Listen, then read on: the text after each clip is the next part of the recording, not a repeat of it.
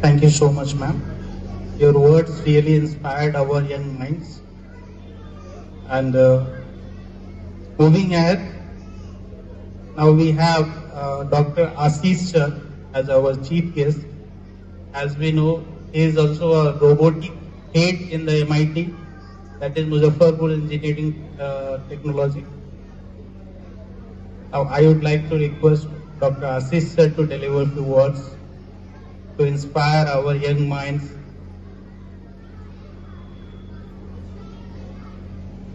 Thank you.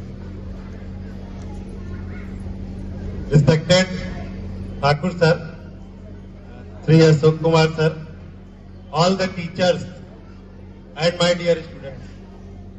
सबसे पहले तो मैं आपको बहुत बहुत शुभकामनाएं देता हूं आज के इवेंट के लिए और हार्दिक आभार व्यक्त करता हूं डायरेक्टर सर का कि उन्होंने मुझे इस लायक समझा कि आज मैं आपके सामने खड़ा हूं। Thank you sir. तो मैं कोई स्पीच देने नहीं आया हूं, बस आज बच्चों से एक इंटरेक्शन है मेरा। लैंग्वेज हिंदी इंग्लिश कुछ भी हो सकता है। तो प्यारे बच्चों, ये बताइए कि आप लोग यहाँ पे इनमें से कितने लोग मोबाइल यूज करते हैं? मोबाइल देखते हैं आप लोग? बच्चों मोबाइल देखते हैं? कब कब चाहिए होता है?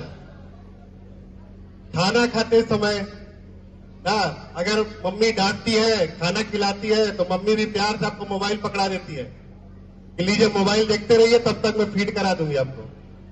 होता है ना? और आप लोग उसका फायदा उठाते हैं कि खाना तभी खाऊंगा जब मम्मी मोबाइल देखने देगी। रहता है? ठीक है, ठीक है, ठीक है। तो मोबाइल के प्रति मेरा गार्जियन से भी एक क्वेश्चन है।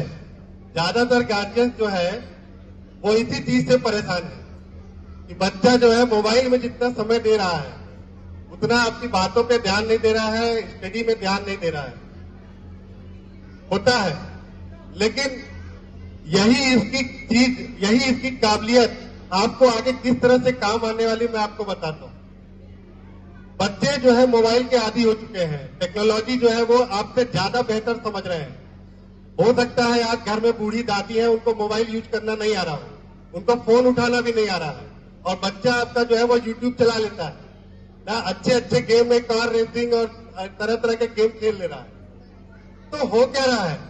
सारा खेल यहाँ पे सिर्फ और सिर्फ समझ का है और क्रिएटिविटी का है।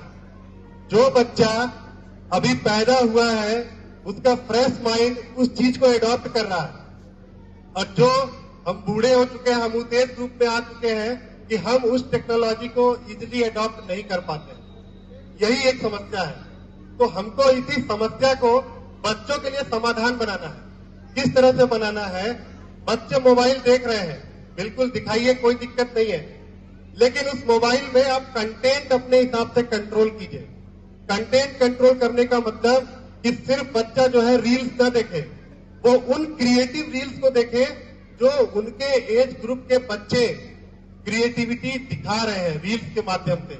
आप बहुत से ऐसे रील्स देखेंगे कि उसमें आपको दिखेगा कि बच्चा जो है वो माँ के साथ या बच्चा पिताजी के साथ बैठ के रील बना रहा है, क्रिएटिव हो जा रहा है। कभी कभी आपका बच्चा ऐसा आपके सामने जवाब दे देता है कि आप एक्सपेक्ट ही नहीं करते कि अरे इसको ये भी पता है, इसको ये भी जानकारी है। तो वो चीजें कहाँ से आ रही हैं? वो उसको उसी रील से आ रही हैं। तो अभी क्या है कि उसको इन्वॉल्व करना है इन चीजों में कि किस तरह से वो क्रिएटिव थिंग्स को अपने नेचर में, अपने मतलब डेली रूटीन में लेके आए। अगर वो मोबाइल देखे तो उन चीजों को देखे जो आप उसको दिखाना चाहते हैं। तो पेरेंट्स का और स्कूल का बहुत बड़ा रोल है।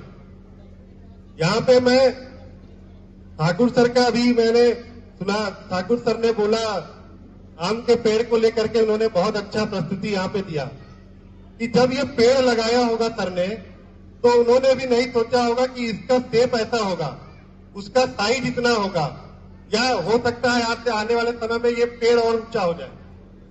तो होता क्या है कि पेड़ लगाना और बच्चे को संस्कार देना दोनों एक ही चीज है। हम पेड़ को लगा रहे हैं, सींच रहे हैं, बड़ा कर रहे हैं, बच्चे को भी हम वही दे रहे हैं। आज जो बच्चा आप सींच रहे हैं, आप इस क्रिएटिव एक्टिविटी में उसको पार्टिसिपेट करा रहे हैं, कल इन्हीं में से कुछ बच्चा आगे निकल करके इसको अपने डेली लाइफ में, डेली कल्चर में अडॉप्ट करेगा और करते करते वो इसी फील्ड में आगे चल के एक बड़ा एंटरप्रेन्योर बनेगा। जॉब सीकर नहीं बनेगा, जॉब क्रिएटर बनेगा। जॉब क्रिएटर बनना आज की डेट में सबसे बड़ा उपलब्धि है। नौकरी पाने के लिए क्या है, आप रात दिन तैयारी कर लीजिए, मेहनत कर लीजिए, नौकरी पा गए, आप अपने लिए तो बहुत अच्छा कर ले गए, लेकिन एक नौकरी पाने वाले से एक नौकरी देने वाला बहुत ऊपर आता है। क्यों? क्योंकि वो एक साथ कई परिवार को पालता है।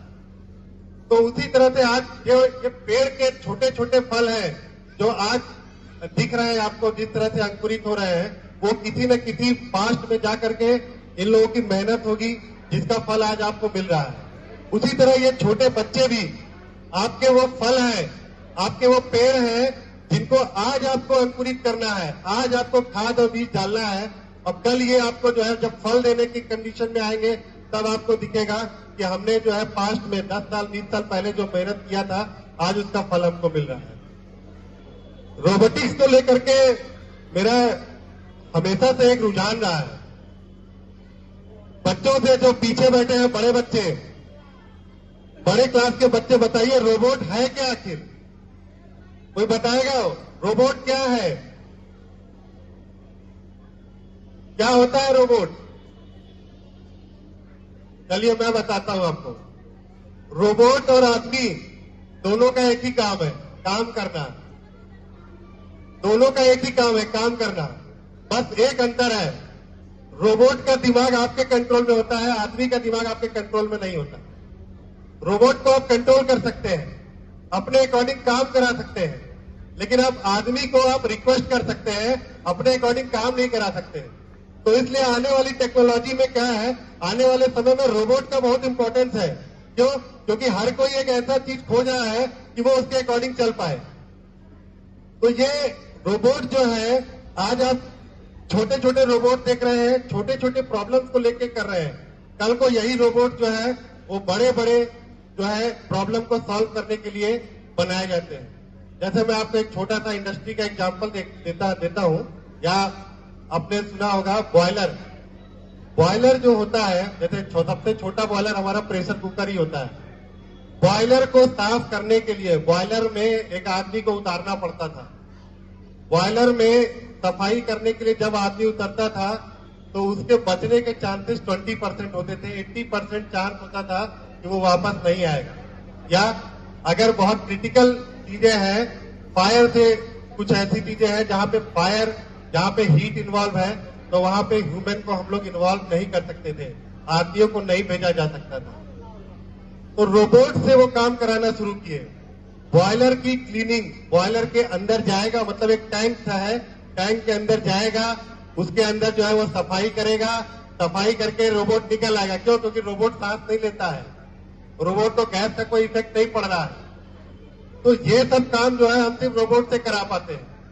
आने वाले टाइम में आज आप देख रहे हैं जिस तरह से ईरान इजराइल, ईरान यूएस का लड़ाई चल रहा है, मैक्सिमम चीजें जो है वो आजकल ग्राउंड आर्मी के थ्रू नहीं बल्कि ड्रोन वॉर चल रहे हैं, रोबोट वॉर चल रहे हैं, मशीनरी वॉर चल रहे हैं। ये सारे के सारे क्या है? एआई इनेबल्ड मशीन्स है, आर्टिफिशियल इंटेलिजेंस इनेबल्ड मशीन्स है, जिनका हम लोग यूज कर रहे हैं। तो बच्चों को अगर आज आप ये क्रिएटिविटी में इन्वॉल्व कर रहे हैं, अगर आप इनको घर पे या स्कूल में इस तरह की चीजें दे रहे हैं जिससे ये अपना मैक्सिमम टाइम इसमें यूटिलाइज कर रहे हैं, तो विश्वास मानिए धीरे धीरे ये मोबाइल छोड़ करके उन क्रिएटिव थिंग्स की तरफ बढ़ना शुरू कर देंगे। तो ये एसआरटी स्कूल द्वारा जो पहल किया गया है और योलो ग्रुप द्वारा जो है टेकी प्रोग्राम के अंडर में ये जो प्रोग्राम चल रहा है, और अमित जी का इसमें बहुत बड़ा कंट्रीब्यूशन रहा है कि रोबोट को आज उस लेवल पे लेके आए हैं जहां पे हमारे यंग माइंड जो अभी स्टार्टिंग पोजीशन में है वो भी रोबोट की टेक्नोलॉजी को समझ रहे हैं, वो इस वर्ड को समझ रहे हैं, वही इनके लिए बहुत बड़ी बात है। हमारे टाइम पे याद होगा आप लोग को, हम लोग क्लास 5 के बाद से इंग्लिश पढ़ना शुरू किए थे। आज जो है एलकेजी यूकेजी के बच्चे इंग्लिश पढ़ रहे हैं और क्लास 1st, 2nd, 3rd के बच्चे रोबोट बना रहे हैं। टेक्नोलॉजी कितनी तेजी से आगे बढ़ रहा है देखिए। तो हम लोगों का एक बहुत बड़ा दायित्व है कि इन छोटे यंग माइंड्स को आप छोटे छोटे क्रिएटिव प्रोडक्ट्स में इन्वॉल्व कीजिए। आप मार्केट जाइएगा, बहुत से ऐसे टॉयज बच्चों के लिए आ रहे हैं जिसमें आपको दिखेगा मैकेनिका करके टॉय आता है, जिसमें आपको बोल्ट दिया होगा, रिंच दिया होगा, छोटे छोटे लिंक दिए होंगे, उनको जोड़ करके स्ट्रक्चर बनाना होता है। उससे रोबोट बना रहा है कोई बच्चा गाड़ी बना रहा है। जिस दिन आप बच्चों को इस तरह के इवेंट में इन्वॉल्व करेंगे, वो धीरे धीरे मोबाइल की दुनिया से बाहर आ जाएंगे। मेरे भी 2 बच्चे हैं और मेरी छोटी बेटी भी उसी में इन्वॉल्व है, रोबोट मोबाइल में। लेकिन हम लोग को पता है कि कितना देर मोबाइल देना है और क्या कंटेंट देना है, हम लोग उस तरह से उसको ट्रीट करते हैं। तो मैं एसआरटी ग्रुप के सभी शिक्षकों का बहुत बहुत धन्यवाद देता हूं कि आप इन छोटे बच्चों के लिए इतना बढ़िया प्रोग्राम ऑर्गेनाइज किए हैं, और डायरेक्टर सर का तहे दिल से शुक्रिया करता हूं कि मुझे इस प्रोग्राम का भागीदार बनाए। आज उनकी वजह से मैं यहाँ हूं और मुझे भी अपना बचपन जीने का मौका मिल रहा है। धन्यवाद, थैंक यू।